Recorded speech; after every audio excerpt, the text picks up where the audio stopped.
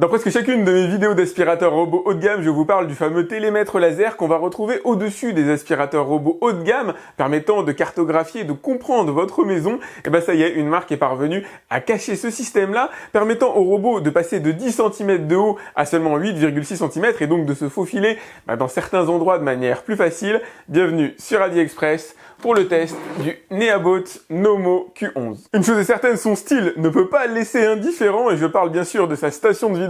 Elle est conçue comme une anticipation du futur provenant tout droit de l'univers des designers des années 70 et contient bien sûr à l'intérieur un aspirateur dédié qui va venir remplir le sac à poussière que vous avez juste ici, permettre en gros à l'aspirateur de se vidanger tout seul. L'ensemble est beau, délicieusement rétro je pourrais dire, et tranche clairement avec le classicisme des aspirateurs robots modernes. Et voilà ce dont je vous parlais il y a un instant, la fameuse zone à l'intérieur duquel le télémètre laser a été caché. Je saurais pas vous dire exactement comment ils y sont parvenus, mais ça permet à l'aspirateur de faire 8,6 cm de haut maintenant, et ça c'est cool notamment pour passer sous les lits, sous les canapés. Pour le reste, la partie supérieure qui est aussi stylisée avec ce système de vagues qui tranche avec le côté plat des aspirateurs qu'on peut avoir habituellement, conserve ces deux boutons traditionnels de lancement automatique du nettoyage et de retour à la base de chargement. À l'arrière se trouvent les différents bacs. On est sur un aspirateur laveur de sol, il est donc en mesure d'utiliser une serpillière pour venir laver le sol grâce au petit bac à eau, au réservoir à eau que vous avez juste ici. À l'avant, vous avez le bac à poussière, contenance de 250 ml, donc relativement petite, mais puisqu'il peut aller se vider à l'intérieur de sa station de chargement qui, elle, fait 2,5 litres, normalement, ça ne devrait pas poser de problème. Sur la partie inférieure, bien sûr, des roues crantées avec un débattement permettant à l'aspirateur de monter des obstacles, des seuils de porte d'environ 2,5 cm, 4 capteurs de vide pour éviter qu'il tombe, bien sûr, dans les escaliers, et bien sûr, la brosse centrale, système de nettoyage classique qui alterne des poils relativement souples et petites réglettes brossettes en caoutchouc à ce niveau-là. Vous avez une autre réglette en caoutchouc pour éviter que les saletés passent au travers des mailles du filet. Le tout est monté sur un système de ressort pour que cette partie-là soit bien plaquée au sol. Vous allez pouvoir le démonter. Petite grille, alors là, pour éviter vaguement que les chaussettes ou certains éléments viennent se prendre dans les rotatives, c'est rarement miraculeux, mais enfin bon, il y a toujours l'effort. Vous pouvez démonter la brosse pour aller la nettoyer. Il dispose d'une puissance d'aspiration de 4000 pascal, ce qui fait de lui un haut de gamme en matière de dépression, puissance que vous allez pouvoir moduler de 1500 en niveau faible, 2500 en niveau médium jusqu'à 4000 en niveau élevé, avec j'imagine un bruit à la clé. On étudiera tout ça à l'intérieur de la vidéo. J'ai hâte de voir ce que ça donne. On va faire le premier démarrage ensemble. Toute première chose que je vais faire et que je vous invite à faire, c'est la mise à jour du robot s'il y en a une. Je vous l'ai pas montré, mais relier l'aspirateur robot à votre application, à votre téléphone est extrêmement simple. Vous téléchargez l'application Neabot directement sur iPhone ou sur Android et après vous n'avez qu'à suivre les étapes. Il n'y a absolument aucun piège, ça marche directement. Allez, c'est parti pour le premier nettoyage. Je vais surtout lui demander d'aller visiter l'intégralité de ma maison, de me faire une belle cartographie exploitable. On va en profiter pour regarder ensemble de quelle manière il se comporte, comment est-ce qu'il visite. Alors je vais faire un premier piège ici. J'ai mis un petit jouet à mon fils, un petit Bowser en plastique et il l'a détecté immédiatement. Pourtant il est pas haut, il fait à peu près 7 cm de haut et il est parvenu à le détecter. Il y a très peu d'aspirateurs qui se comportent bien avec ce genre de jouet. Bon alors lui c'est pas le plus fin, c'est pas le plus petit. Je lui ferai des tests un petit peu plus poussés, un petit peu plus compliqués tout à l'heure. Mais je suis déjà content qu'il soit parvenu à le détecter et à l'éviter. Là, je l'ai mis en puissance de succion minimale et il fait relativement peu de bruit, même très peu de bruit. Il fait 48 décibels à peu près, 44. Pour l'instant, sa technique de navigation est assez originale. Il a l'air réellement de visiter la maison. D'habitude, mes aspirateurs commencent directement par longer les plaintes. C'est un petit peu comme ça qu'il découvre la maison. Lui, pour l'instant, il visite. Il est parti dans les toilettes, il est parti dans la cuisine. Il a vu une partie de mon salon. Là, il a découvert le couloir. Et on va voir comment il continue. Et ben, il fait comme chez lui. Le voilà dans la salle de bain. Il en a repéré visiblement une bonne partie. Ce serait marrant qu'il parte à gauche. Hop, non, il part à droite. Ah, il n'a pas visité la chambre de mes enfants. Eh ben, il va y aller. Alors, peu importe qu'il y ait de la lumière ou pas, les aspirateurs robots se repèrent très bien dans le noir. Pour eux, c'est pas un souci. Waouh, il est assez impressionnant. Sa cartographie ici réalisée en l'espace de quelques minutes est ultra complète par rapport à ce que j'ai pu voir sur d'autres aspirateurs robots qui nécessitent un nettoyage complet de la maison pour en arriver à là. Lui, véritablement, visite avant de démarrer son nettoyage. Il veut s'assurer de comprendre comment la maison a été conçue et pour l'instant, il s'en sort super bien. Et effectivement, il doit y avoir un lidar à l'intérieur parce que pour faire des choses aussi précises, il n'y a qu'un télémètre laser qui est en mesure de le faire. En plus du Bowser de tout à l'heure, j'ai mis un autre piège, les ballerines de ma fille qui sont plus basses. Il est parvenu à les détecter, elles sont plus basses que le petit Bowser. Franchement pas mal, c'est des chaussures d'enfant et être en mesure de les détecter, c'est très bon signe. À ce stade, il considère avoir visité la maison, il a commencé son nettoyage, mais il y a un endroit où il n'est pas allé. Je vais vous le montrer. Je ne sais pas pourquoi, pourtant c'est un endroit assez ouvert. Ah, c'est ici. En plus, c'est une zone, c'est la zone où on mange, c'est la salle à manger. Une zone avec pas mal de saleté au sol que je lui ai gentiment laissé. Mais il n'y est pas allé et il n'y avait pourtant aucun obstacle. Alors, on va voir s'il le découvre. Hop, alors je suis rassuré. Déjà, mon petit Bowser en plastique, là, il l'esquive systématiquement. Regardez comment il tourne autour. Il a quand même une bonne capacité à détecter les obstacles. Je pense que l'endroit, ma salle à manger, il va la trouver. Hein. C'est pas une grosse difficulté, il a trouvé les autres pièces. Mais pourquoi est-ce qu'il n'y est pas allé de base? Ça, j'en ai aucune idée. Donc là, il commence son travail de manière assez classique. Il va longer les différentes plinthes de la maison, différentes bordures. Nickel.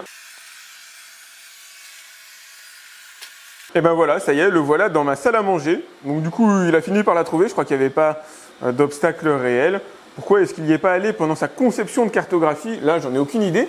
Mais ce qui va être intéressant, c'est de voir si la salle à manger est apparue sur la cartographie. Ah, j'en profite, regardez de quelle manière il tourne autour du pied de table pour venir réellement le lécher, bien le nettoyer. Alors, voyons voir la cartographie. Il a bien détecté effectivement cette zone de mon salon, la salle à manger, puisque ça correspond à la zone qu'il y a ici. Et là, c'est la zone avec mon canapé. Je vais laisser l'aspirateur passer pour qu'il puisse faire son nettoyage correctement. En tout cas, jusqu'ici, tout va bien. Alors, Pépère est équipé d'un système de détection de tapis, c'est-à-dire qu'il est en mesure d'accroître sa puissance d'aspiration lorsqu'il monte sur un tapis. Donc ça, c'est des fonctionnalités qu'on retrouve essentiellement sur les aspirateurs haut de gamme. C'est pas très audible, j'en viens à me demander si j'ai bien activé ou si c'est bien activé de base à l'intérieur de l'application, parce que pour l'instant, il n'a pas l'air de mettre un petit boost, d'autant que je l'ai mis en puissance minimale, histoire qu'il me fasse une première visite de la maison en mode relativement calme. Tenez, regardez, alors c'est un peu gadget, parce qu'on passe pas notre vie à le regarder comme ça, mais vous pouvez voir l'aspirateur laver en direct, alors que vous soyez chez vous, sur votre réseau Wi-Fi ou en 4G, vous pourrez le voir parcourir à l'intégralité de la maison, voir les zones qu'il a nettoyées et surtout celles qu'il n'a pas nettoyées éventuellement. Donc là, il est aux toilettes, quand faut y aller, faut y aller. Il est extrêmement doué en matière de navigation, c'est un des plus doués que j'ai pu avoir en test jusqu'ici. Il est super fluide, regardez. Il longe les bordures, il détecte absolument tout sans jamais entrer en contact avec les différents obstacles. Enfin, ça lui arrive quand même, notamment avec les câbles. Je lui mettrai un petit câble ou deux pour vous montrer ce que ça donne après, mais ça, il n'est pas en mesure de les voir. Je ferai le test aussi des chaussettes, parce que les chaussettes, c'est ultra difficile. Mais regardez, ne serait-ce que les obstacles, on va dire, de la vie courante, les meubles, il les détecte sans aucun problème. Pour lui, c'est super facile. Ah ouais, c'est clairement un des meilleurs en matière de navigation que j'ai pu voir jusqu'ici. Il détecte tout, c'est dingue. Il n'y a que la lanière là de mon sac à dos, et encore, on a la sensation qu'il l'a détecté. C'est vraiment un truc de cinglé. Les pieds de ma caméra, quasiment aucun de mes aspirateurs robots n'est en mesure de détecter un pied aussi fin. Et lui est parvenu quand même à le faire. Je suis au-delà du bluffé. Regardez, il s'est stoppé juste avant. C'est extrêmement étonnant. Ça le place à la hauteur, pour ne pas dire même meilleur, que les aspirateurs les plus chers que j'ai pu tester jusqu'ici, qui coûtent en règle générale dans les 6, 7, 800 €, c'est-à-dire les Roborock S7 et Dibot, je ne sais plus combien, 900 et des brouettes. Non, S8 ou S9 Plus, voilà, que j'ai testé de plus haut de gamme de cette marque-là. Franchement, il est génial. Il est extrêmement bluffant. Surtout, c'est le premier de la marque que je teste. Je ne m'attendais pas à ça, mais alors vraiment pas. Je vous montre rapidement, mais il a un système de nettoyage en va-et-vient, exactement comme les autres aspirateurs robots. Une fois qu'il a détouré la pièce, c'est-à-dire qu'il a nettoyé les bordures, il va faire des va-et-vient en centre pour s'assurer de tout nettoyer. Je vais essayer de le piéger. Alors voilà, je veux bien être gentil, mais il y a des limites. Je vais lui mettre chaussettes et câbles ici dans sa zone de travail. Normalement, il ne devrait pas être en mesure de les voir. Enfin, chaussettes, j'ai un doute, vu qu'il a l'air quand même assez efficace, mais le câble, il va se le prendre, c'est quasi certain. Alors, je ne veux pas dire de bêtises, mais ouais, il va aller dessus. Et donc, tôt ou tard, ça va se prendre dans la rotative, c'est certain. Alors, je vais lui retirer le câble, parce que là, hop, je sais très bien que ça ne passera pas. Ce qui va être intéressant, c'est de voir les chaussettes. Alors, les chaussettes, c'est un ennemi, c'est un ennemi héréditaire à la maison, malheureusement. Hop, c'est rarement mis dans les paniers à linge sale. Je ne sais pas si c'est le cas chez vous aussi. Bon, pour l'instant, il ne va pas jusque là-bas. Je vous remets la caméra quand ça deviendra intéressant. Bon, comme il n'était pas encore motivé à nettoyer sous la table, j'ai déplacé les chaussettes à un autre endroit, à l'intérieur de mon salon. Et cette fois-ci, c'est le bon moment. Allez, c'est le grand moment. Il l'a vu, hein. Il l'a vu et il l'a vu et il l'évite. Ah, franchement, c'est waouh. C'est bluffant. On a atteint un stade dans l'évitement d'obstacles qui est tout simplement au-delà de ce que peut faire la concurrence à l'heure actuelle. Alors l'inédit, totalement inédit, ça aurait été d'esquiver le câblage, mais ça, il n'y a toujours pas de miracle.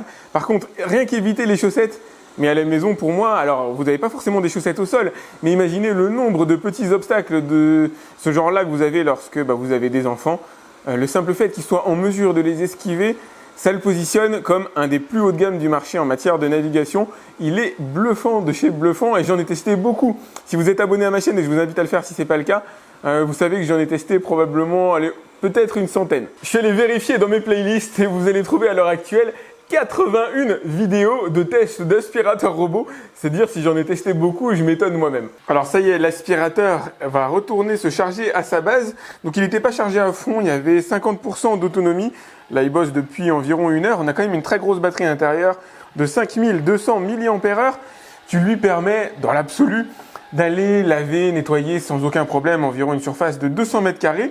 Là l'objectif c'est de voir avec quelle facilité ou non d'ailleurs il va retourner se charger à la base qui se trouve dans mon salon. Alors déjà il a pris le bon chemin puisqu'il a pris le chemin instinctivement de mon salon. Enfin je dis instinctivement, il cartographie les pièces donc il est normalement en mesure de bien se repérer dans l'espace. Hop, alors désolé en matière de luminosité ça a bien baissé. Là il fait moche en ce moment. Donc on va voir si jamais il va recharger à sa base relativement facilement. Je ne sais pas s'il va aller se vider d'ailleurs puisque là il est en mode recharge. C'est-à-dire il n'a pas fini son nettoyage. Il a besoin de batterie et donc il va les charger et il va reprendre son nettoyage une fois qu'il sera probablement à bloc en matière de charge. Mais je ne sais pas s'il va en profiter pour vider son bac à poussière. Ouais, super. Ah, rien qu'au bruit, on sent qu'il a dû en enlever la majeure partie. Alors ça fait du bruit par contre ça malheureusement, mais ça va durer une petite minute et encore. Je vous montre le petit bac à poussière, il a ramassé quasiment l'intégralité de ce qu'il y avait à l'intérieur et il était blindé, mais il en reste encore un petit peu. Bon, je ne veux pas lui en tenir rigueur, l'essentiel c'est que la majorité soit partie. Et sous l'œil vigilant de Bowser, je vais vous montrer l'application et notamment la cartographie qu'il a réalisée de ma maison. Donc vous pouvez distinguer ici mon salon avec le canapé d'angle, ici l'îlot central à l'intérieur de la cuisine. Une première chambre, la salle de bain, le couloir, je ne vais pas laisser accès à l'intégralité de la maison. Et vous pouvez voir sa méthodologie de nettoyage, il fait des va-et-vient dans le long large de la pièce. Après avoir nettoyé les différentes bordures, jusqu'ici tout va bien. La traduction de l'application n'est pas merveilleuse, mais on s'y retrouve. Vous avez ici indicateur de batterie restante, le temps dédié au dernier nettoyage, la zone nettoyée 41 mètres carrés au sol, sans inclure bien sûr les différents meubles. Ma maison est un petit peu plus grande que ça. Ici vous avez différents menus que vous allez pouvoir activer. Donc là vous avez la lumière qui est au-dessus, le réglage de la lumière qui se trouve au-dessus de l'aspirateur. Ici, vous avez la création de zones interdites, on le fera juste après. Là, vous avez le débit d'eau et la puissance de succion que vous allez pouvoir paramétrer. Là, vous avez les paramètres supplémentaires. Vous allez pouvoir, par exemple, modifier la carte et son partitionnement. Là, il a scindé, par exemple, la partie télé de mon salon par rapport à la partie globale. Donc moi, admettons que j'ai envie d'en faire une pièce globale. Je peux m'amuser à fusionner ces deux pièces-là.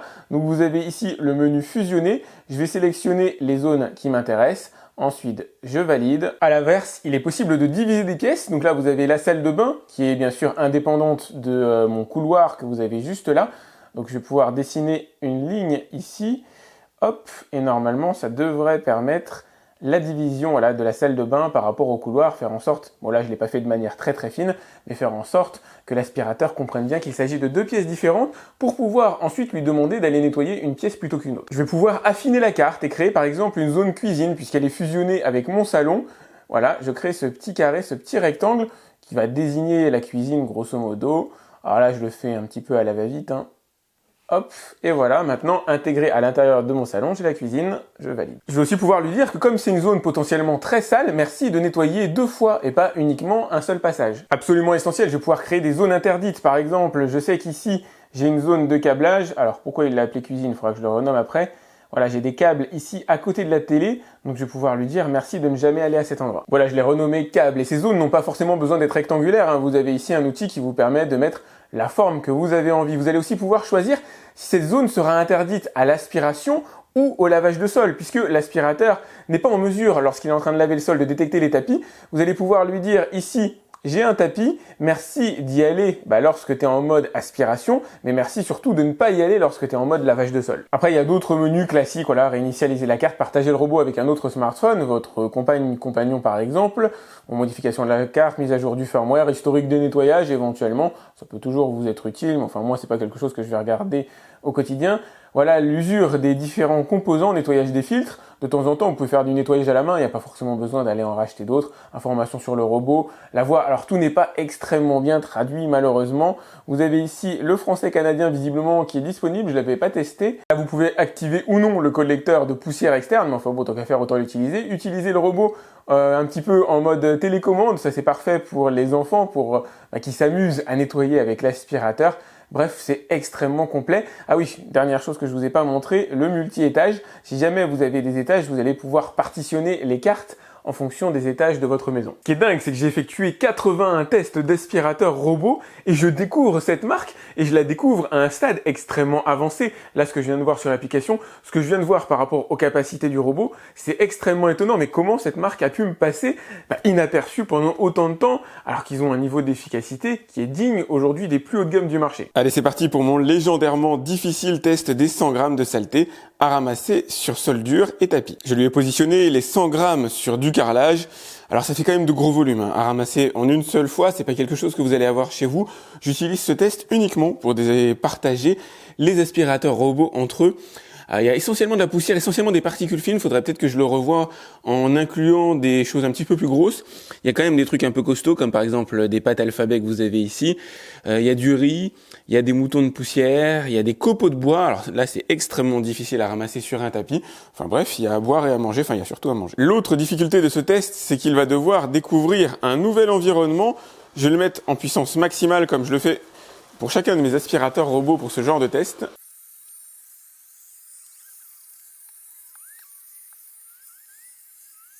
Le résultat est très correct, il reste encore bien sûr des saletés sur le tapis, notamment incrustées en profondeur, d'autant que j'ai changé de tapis là pour mon test, par rapport à ce que je fais habituellement, où j'avais un tapis un peu plus dense.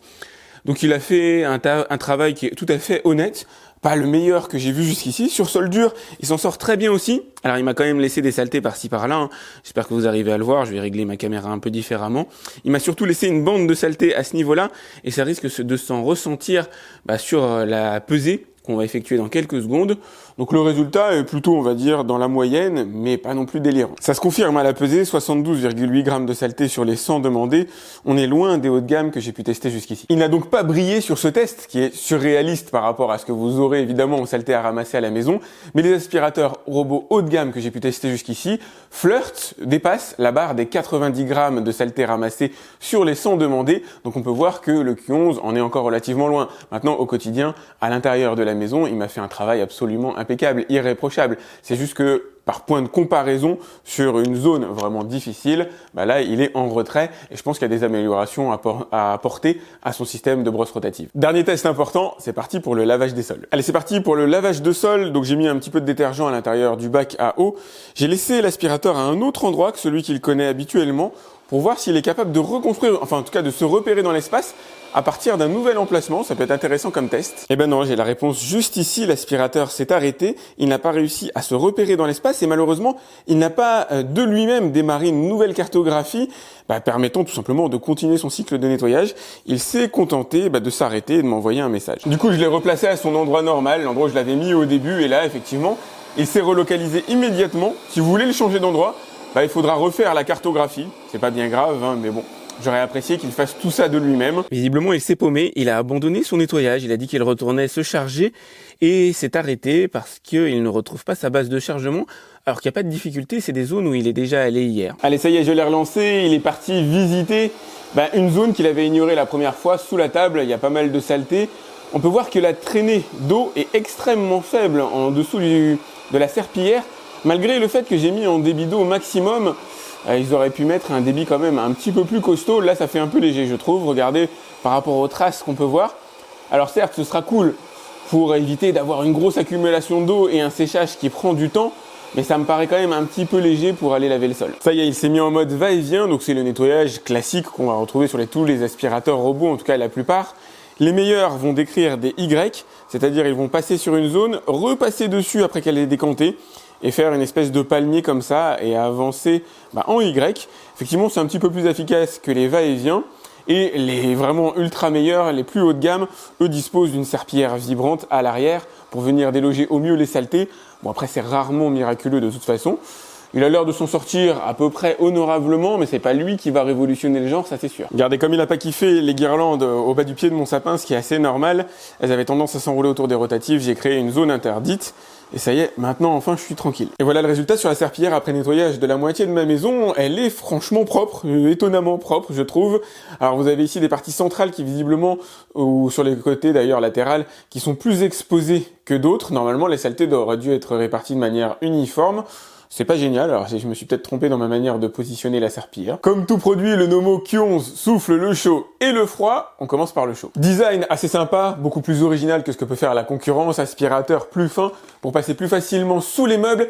C'est surtout sa détection d'obstacles qui est exceptionnelle. Vous l'avez vu, la manière dont il va lécher les meubles, dont il passe à côté, dont il contourne les meubles ronds et surtout la détection d'obstacles, de petits obstacles, y compris de chaussettes. Il est en mesure de le faire là où, à l'heure actuelle, seuls les extrêmement haut de gamme du marché sont en mesure de détecter ce genre d'obstacles. Lui a l'air de le faire avec une facilité déconcertante. Ne lui reste plus qu'à esquiver les câbles pour devenir l'aspirateur avec la meilleure capacité de détection que j'ai vue de ma vie. Et franchement, il en est pas loin. Malgré le réservoir à poussière un petit peu petit, il va se décharger dans sa station. Franchement, ça marche très bien. Il retrouve d'ailleurs plutôt bien sa station jusqu'ici, si ce n'est un loupé que j'ai eu sous le lit de mes enfants. Je sais pas pourquoi à un moment donné, il a paniqué et au lieu d'aller chercher la station, il s'est arrêté là sur place.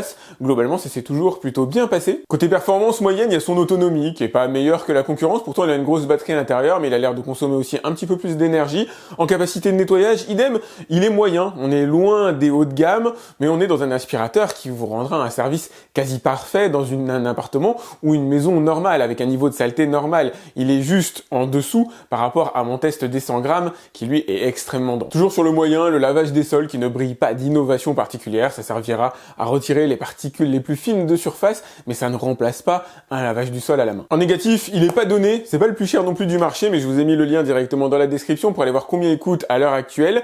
Sa méthode de navigation aussi, qui parfois est un brin aléatoire ou que j'ai du mal à comprendre pourquoi il ne va pas dans certains endroits, alors qu'il les connaît, la cartographie, il l'a repéré à l'avance, et il lui arrive, que ce soit en fonction lavage ou en fonction aspiration, de ne pas passer partout à l'intérieur de la maison, et je ne sais absolument pas pourquoi. Il a compris les endroits, il a compris la manière dont est agencée la maison, il l'a bien répertorié sur la carte, mais parfois il va tout simplement stopper son nettoyage sans raison particulière et retourner se charger à sa base sans avoir fini le nettoyage complet de la maison.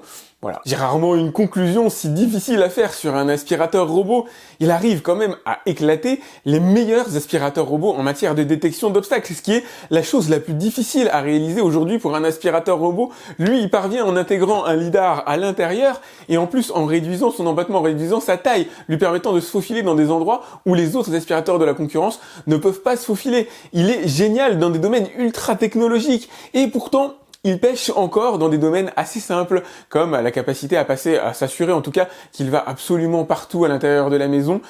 C'est dommage, c'est vraiment dommage, parce que il est proche vraiment de la perfection. C'est une marque que je vais suivre. C'est une marque, d'ailleurs, en matière tout simplement de mise à jour. Je pense que cet aspirateur, avec les prochaines mises à jour, pourrait s'améliorer progressivement et en arriver au stade où il va faire très mal à la concurrence. En tout cas, la marque va faire très mal à la concurrence. Ce qu'ils sont parvenus à faire avec ce Q11, c'est franchement génial. Si on le trouvait un petit peu moins cher, ce serait un rapport qualité-prix franchement de dingue. Aujourd'hui, comme la marque, je la connais pas, je la découvre. Voilà, je vais rester sur ma réserve en matière de recommandation. Pour moi, il est génial, il est excellent. Et j'avoue que je me tâte très fortement à l'idée de l'utiliser à titre personnel, ne serait-ce que pour voir de quelle manière il va évoluer. Et c'est pas quelque chose que je vous dis dans l'intégralité de mes vidéos. Je pense que le potentiel de cette marque-là est absolument génial. J'espère qu'elle pourra durer, j'espère qu'elle pourra s'améliorer. J'espère que cette version-là sera mise à jour aussi pour pallier un petit peu aux écueils de navigation que j'ai pu avoir à l'intérieur de cette vidéo. Il est très étonnant, il est vraiment génial, voilà. Si vous avez aimé cette vidéo d'ailleurs, n'hésitez pas à la liker, c'est important pour moi. Pensez à vous abonner à ma chaîne si c'est pas déjà fait, à cliquer sur la cloche pour être alerté lorsque je lance un nouveau test. N'hésitez pas à me laisser des commentaires ou si vous avez des questions, vous pouvez les laisser en bas de cette vidéo YouTube. Et moi je vous dis à très vite pour un autre test sur AliExpress. Salut!